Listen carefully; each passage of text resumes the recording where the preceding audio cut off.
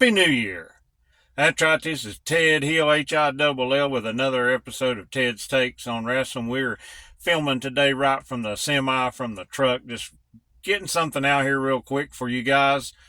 You saw in the thumbnail, do I acknowledge Roman Reigns? No, I don't. You saw in the title, what is the top award of 2023? There's only, in my opinion, one award, okay, that's worthy in wrestling, and this is the top heel of the year, because we love the heels, we love the bad guys here. Okay, I've often said on my audio, you say it all the time, there's the real truth and there's the heel truth. The great heel knows how to spin things and switch the truth around towards him. So today we're going to give out one award. That's it, the top heel of 2023. And as you saw in the thumbnail, I'm not acknowledging Roman Reigns, so stick around, you'll find out why. Okay, so let's get right into it.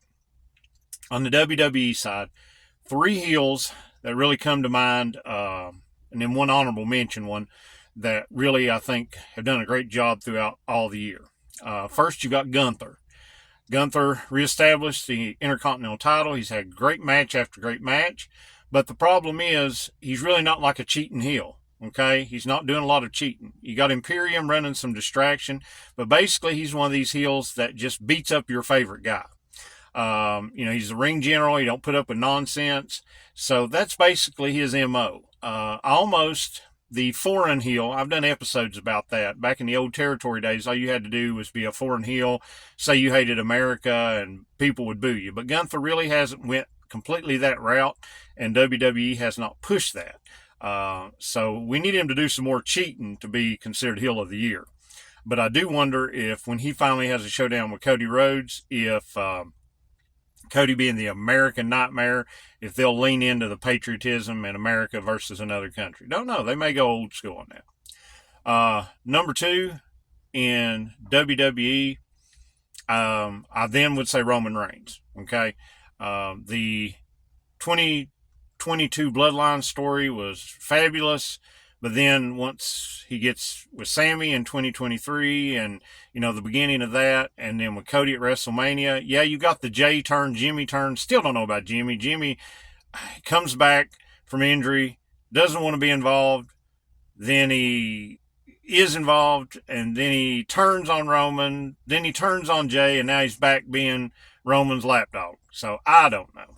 But really, Jimmy and Solo Sikoa have been really the majority of what's gone on heel-wise as far as the Bloodline. Roman just hasn't been on TV that much. It was a slow build, and you got to Jay at SummerSlam, and then after that, it's been a few things here and there, but really not enough. So that's why I do not acknowledge Roman Reigns. He has to be there to be a heel of the year candidate, so we're not giving it to him.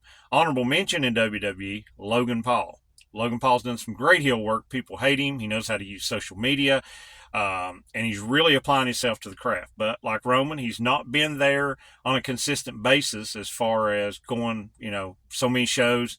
So he isn't quite there to heel of the year candidacy yet. That's why we're giving him honorable mention. So for WWE, we got to say the Judgment Day as a whole, really, especially Dom. He's one of the breakout wrestlers of 2023. You go back to the time, pandemic, Ray, white meat babyface, people could really care less about him. Then once he become a heel, he's a cocky heel, but he's cowardly. He runs away. He hides behind Mommy, Rhea Ripley. Rhea has just taken really good charge of that group. And they have fought every babyface on Raw and pretty much every babyface on SmackDown. They've been on both shows. They've been running it. They are the Bloodline of 2023. So they're really good candidates for, heel of the year. Like I said, in Dom, and I know there's been talk that a lot of the boos and we hear on TV are canned boos, but I don't care. He's still getting booed a lot. But yet, that's not good enough to be the top heel of 2023. So let's flip over to AEW. Got another faction group, and that would be Bullet Club, Gold. Juice Robinson really coming to his own. He got injured there the last part of the year, but the comedy he does, the facial expressions that Juice Robinson does are just they're just so great, and they know how to do the numbers game. They know how to cheat, and they can take a loss and still come back. They make their opponents look good, and that's what heels are supposed to do, especially the Guns. I have bragged on the Guns on my audio platform for a long time now. They're really come together as a heel tag team, and as they get better on the mic, they're just two guys you love to hate. And Jay White, I know there's some snafus with the MJF program, especially with the pay-per-view at Full Gear and MJF getting hurt, and then how the storyline went. But Jay White is a great in-ring wrestler. The Continental Classic brought him back. He knows exactly when to cheat. He knows when to do the heat spots. And I've said this over and over, and so many heels could learn from this. Today's fast-paced action. Fans love to see fast pace. And what does he do? He sticks his head out the ropes, or he goes outside the ring to slow it down. Automatic heat right there. And Jay White is a master of it. And I really think it's a testament to him, because in New Japan, he's used to wrestling 40 minutes an hour every time. And now he's got to condense that to 10, 15, 20-minute TV matches. So it's completely different, but really like Jay White. All right, number 2, Swerve Strickland, another breakout star of 2023. From the beginning, after him and Keith Lee broke up, beginning of the year, Nick Wayne, the beatdown of him, going against Darby, Sting, that kind of stuff. And then Hangman, breaking into Hangman's house, the blood, some of the great matches he's had. The only problem with Swerve is here towards the end of the year, he's still getting cheered. Now, to be a good heel, you need to get booed, okay? But again, and I've talked about this before about, ring entrances, and sometimes it can hurt you. But he's over. Prince Nana coming in, doing the Swerve dance and all that kind of stuff. It's gotten over, and people are cheering him. I do think he'll be a champion in 2024, a world champion. But that's why I can't give him the top spot. He's done great work, but he's not quite there because he is getting cheered some.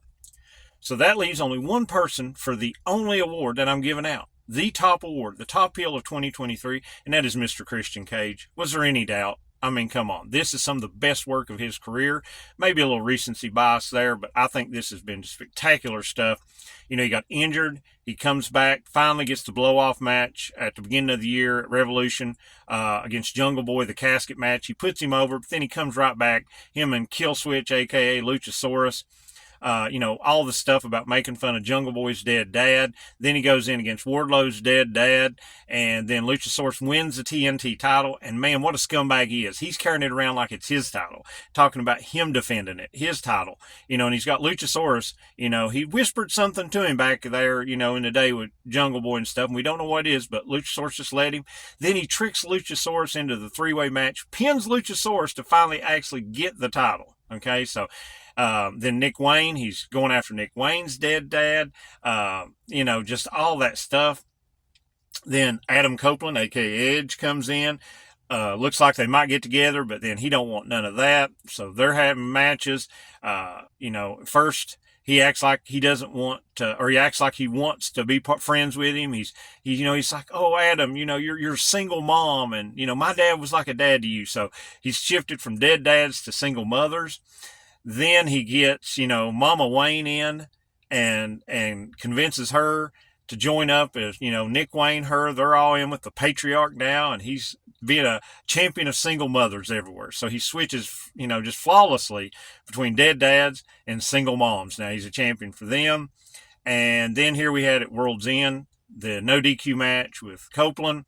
And what happens at the end? A great finish. He loses the title, but Killswitch, Luchasaurus, had the contract from the Battle Royal, wants to cash it in, and he whispers something in his ear. And then he gets the victory and gets his title right back. What is it that he holds over Luchasaurus? What is it that he knows that he can just whisper something to him and get his way? I think that should be something that we should be looking forward to in the next year, because there'll be a turn there somewhere. But I just think he's just been doing great heel work. His promos, he's always been a master of the dark arts in the ring on knowing when to get the heat.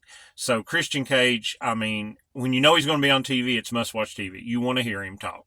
So without a doubt, he is my 2023 top heel of the year. The only award I'm giving, okay? So, let me know in the comments who your top heel was, okay? Let me know. And don't forget to like and subscribe. And until next time, don't make mistakes. Trust Ted's take.